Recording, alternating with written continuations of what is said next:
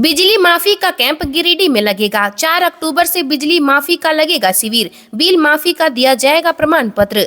गिरिडीह के 6 प्रखंडों में बिजली बिल माफी प्रमाण पत्र वितरण को लेकर आगामी 4 अक्टूबर से 6 अक्टूबर तक शिविर का आयोजन किया जाएगा। आयोजित शिविर में मुख्यमंत्री ऊर्जा खुशहाली योजना के तहत बकाया बिल माफी से संबंधित प्रमाण पत्र का वितरण सुबह 11 बजे से अपराह्न 4 बजे तक उपभोक्ताओं के बीच किया जाएगा। इस क्रम में 4 अक्टूबर को विद्युत शक्ति उप केंद्र गांवा एवं विद्युत आपूर्ति अवर प्रमंडल राजधनवार, 5 अक्टूबर को विद्युत अवर प्रमंडल जमुआ, विद्युत शक्ति उपकेंद्र बिरनीवा, 6 अक्टूबर को विद्युत अवर प्रमंडल तीसरी एवं विद्युत शक्ति उपकेंद्र देवरी में आयोजित किया जाएगा। उक्त आशय की जानकारी विद्युत कार्यालय अभियंता व विद्युत आपूर्ति प्रमंडल उत्तरी गिरिडीह के द्वारा दी गई है। कार्यपालक अभियंता राजेश रजवार ने कहा है कि सभी उपभोक्ता उक्त निर्धारित तिथि को आयोजित शिविर में पहुंचकर बिजली बिल माफी का प्रमाण पत्र अवश्य रूप से ले। बांग्लादेशी और रोहिंग्याओं को बढ़ावा दे रहे हेमंत सोरेन। सीएम मोहन ने दुमका में कहा, धर्म विशेष के कारण बाहरियों को आने दोगे तो हमारे लोग कहां जाएंगे। सीएम डॉक्टर मोहन यादव झारखंड के दुमका में परिवर्तन यात्रा के समापन समारोह पर आयोजित जनसभा को संबोधित करने पहुंचे। यहां उन्होंने झारखंड के सीएम हेमंत सोरेन और कांग्रेस पर जमकर हमला बोला। सीएम ने कहा, झारखंड के अंदर और ज्यादा खतरा बढ़ा है। झारखंड की आबादी तो 44% थी, जिनको वोट बैंक के आधार पर हमारे भोले भाले आदिवासियों का दुरुपयोग करते हुए बांग्लादेशी और रोहिंग्याओं को बढ़ावा देने का काम अगर कोई कर रहा है तो हेमंत सोरेन और उनके साथ वाले कर रहे हैं। इनके कारण आबादी केवल 28% रह गई है, जो इस देश का नहीं है, देश के बाहर का है, केवल वो एक धर्म विशेष का है, इसलिए उसको आने दो। अरे अगर वो आएगा तो हमारे लोग कहाँ जाएंगे, इनके जीवन में कितने कष्ट आएंगे, इसकी चिंता कौन करेगा। ऐसे बेईमानों और भ्रष्ट को हटाने के लिए ये परिवर्तन यात्रा जरूरी है। हमारे समय में जो नया समय आया है, भारत 5वीं अर्थव्यवस्था के बाद तीसरी अर्थव्यवस्था बन रहा है, जो उसमें झारखंड को भी नंबर 1 का राज्य बनना चाहिए। झारखंड के सियासत में चिराग की एंट्री, बीजेपी की बढ़ेगी मुश्किलें, चाचा पारस को दे डाला ऐसा चैलेंज। लोजपा के राष्ट्रीय अध्यक्ष एवं केंद्रीय मंत्री चिराग पासवान ने कहा है कि झारखंड विधानसभा का चुनाव लड़ने के बारे में अंतिम निर्णय चुनाव की अधिसूचना जारी होने के बाद ही लिया जाएगा। इस समय भाजपा हरियाणा और जम्मू कश्मीर के चुनाव में व्यस्त है। सीटों के बारे में उनसे कोई बातचीत नहीं हुई है। उन्होंने कहा कि हम कोई भी निर्णय पार्टी की झारखंड इकाई की अनुशंसा पर करेंगे। सोमवार को यहाँ पत्रकारों से बातचीत में चिराग ने कहा है कि एनडीए घटक के रूप में या स्वतंत्र रूप से चुनाव लड़ने का निर्णय राज्य इकाई पर निर्भर है। इस संदर्भ में राज्य इकाई की अनुशंसा पर केंद्रीय संसदीय बोर्ड विचार करेगी। सीएम हेमंत सोरेन की बड़ी घोषणा, झारखंड में खोले जाएंगे श्रम आवासीय विद्यालय और मॉडल स्कूल। झारखंड विधानसभा चुनाव से पहले सीएम हेमंत सोरेन ने धनबाद में बड़ी घोषणा की है। उन्होंने कहा कि पूरे राज्य में श्रम आवासीय विद्यालय खोले जाएंगे, जहां श्रमिकों के बच्चों को मुफ्त शिक्षा दी जाएगी। 5000 मॉडल स्कूल खोले जाएंगे ताकि राज्य के बच्चों को क्वालिटी एजुकेशन मिल सके। बलियापुर में आयोजित कार्यक्रम में उन्होंने ये घोषणाएं की। इस दौरान धनबाद वासियों को विकास योजनाओं की सौगात दी। मुख्यमंत्री हेमंत सोरेन ने कहा कि विधानसभा चुनाव में वोट के लिए व्यापारियों का हेलीकॉप्टर पूरे राज्य में घूमने लगा है। चुनाव में याद रखिएगा, झारखंड में श्रम आवासीय विद्यालय खोला जाएगा। श्रम विभाग द्वारा इसका संचालन किया जाएगा। श्रमिकों के बच्चों को यहाँ पूरी तरह निःशुल्क शिक्षा मिलेगी। इतना ही नहीं, राज्य में 5000 मॉडल स्कूल खोले जाएंगे ताकि सभी बच्चों को बेहतर शिक्षा मिल सके, गरीब के बच्चे भी अच्छी शिक्षा ले सके, यही उनका मकसद है। कल्पना ने करोड़ों की योजनाओं का किया शिलान्यास, यूनिवर्सिटी और इंजीनियरिंग कॉलेज के 4 दीवारी की रखी आधारशिला, बोले गिरिडीह बनेगा शिक्षा का हब। गिरिडीह की गांडे विधायक कल्पना सोरेन सोमवार को गिरिडीह पहुंची और करोड़ों रुपए की योजनाओं का शिलान्यास की। उन्होंने सदर विधायक सुदिव्य कुमार सोनू, डुमरे विधायक सह मंत्री बेबी देवी एवं राज्यसभा सदस्य सरफराज अहमद के साथ सदर प्रखंड के जारीडीह में सर जेसी बोस यूनिवर्सिटी व इंजीनियरिंग कॉलेज के 4 दीवारी का शिलान्यास नारियल फोड़ करवा फीता काट कर की। उन्होंने गांडे विधानसभा क्षेत्र के बेंगाबाद के करोड़ों रुपये की लागत से बनने वाली सड़क, पुल और डिग्री कॉलेज निर्माण की आधारशिला रखी। यहाँ शिलान्यास समारोह में मंत्री हफीजुल हसन भी उपस्थित थे। मौके पर उन्होंने कहा कि गिरिडीह को एक साथ 3 बड़ी सौगात मिलने जा रहा है। गिरिडीह शिक्षा का हब बनेगा और यहाँ यूनिवर्सिटी के साथ इंजीनियरिंग कॉलेज का निर्माण होगा, जो शिक्षा के लिए बेहतर कदम है। आज के समय में शिक्षा अत्यंत जरूरी है, इसके बिना जीवन का कल्पना नहीं किया जा सकता है। कहा कि मुख्यमंत्री हेमंत सोरेन के नेतृत्व में पूरे राज्य में समुचित विकास हो रहा है। दिल्ली में जदयू के हुए पूर्व मंत्री राजा पीटर, कार्यकारी अध्यक्ष संजय झा ने ग्रहण कराई सदस्यता। शिबू सोरेन को हरा पहली बार बने थे विधायक।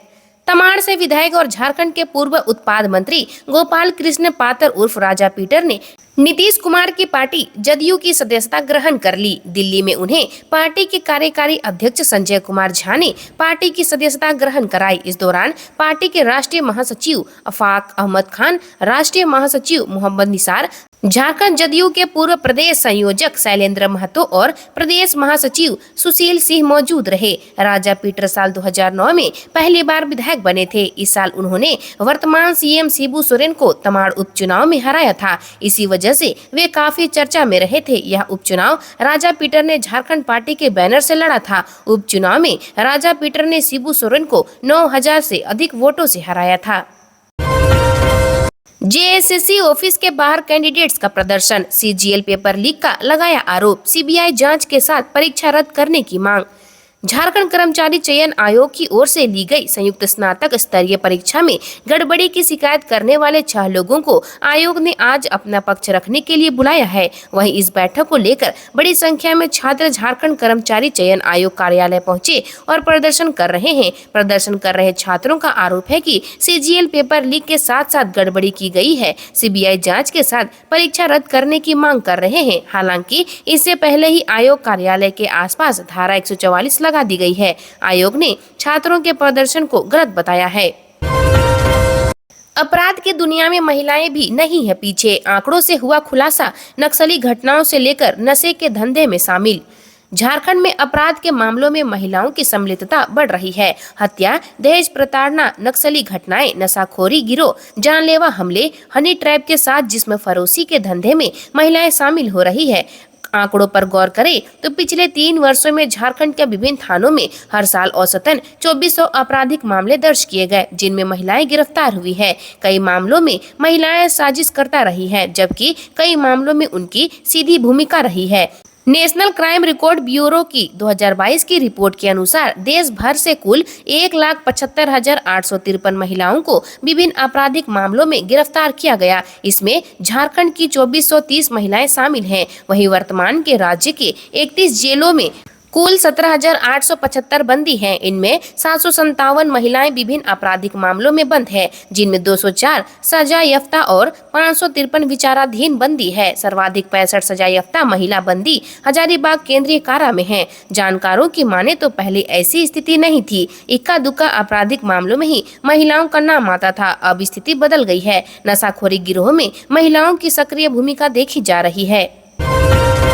दुर्गा पूजा पंडालों में सुरक्षा को लेकर प्रशासन ने किए विशेष इंतजाम। सीसीटीवी से 24 घंटे रहेगी नजर। ग्रामीण एसपी सुमित अग्रवाल ने रविवार को एसएसपी सभागार में क्राइम मीटिंग और दुर्गा पूजा को लेकर सभी डीएसपी, थाना प्रभारी, ओपी प्रभारी के साथ बैठक की। बैठक में मुख्य रूप से दुर्गा पूजा को देखते हुए शांति समिति की बैठक करने, पंडाल में सीसीटीवी कैमरा लगवाने, पुरुष महिला वॉलेंटियर प्रतिनियुक्ति करने, पंडाल से 50 मीटर तक ठेला और खोमचा नहीं लगाने, रावण दहन के दौरान सुरक्षा व्यवस्था का ध्यान रखने, विसर्जन रूट पूर्व से निर्धारित करने, विसर्जन के दौरान गोताखोर का प्रतिनियुक्ति करने, तालाब में बैरिगेटिंग करने सहित अन्य निर्देश दिए। बैठक में विगत माह में दिए गए निर्देशों की समीक्षा बारी बारी सभी थाना प्रभारी से की। अपराध नियंत्रण के साथ छिनतई, रेप, पोक्सो, चोरी, लूट एवं यूडी मामलों की समीक्षा करते हुए उसके निष्पादन शीघ्र करने को कहा गया है। इसके अलावा लंबित वारंट का समय पर निष्पादन करते हुए न्यायालय को सूचित करने, लंबित पासपोर्ट का सत्यापन करने, छापेमारी करने का निर्देश दिया है। अंत में एसपी के बेहतर कार्य करने वाले पुलिस पदाधिकारियों एवं कर्मियों को पुरस्कृत भी किया। सावधान, झारखंड में चल रहा नकली दवा का खेल, मरीजों की जान से हो रहा खिलवाड़।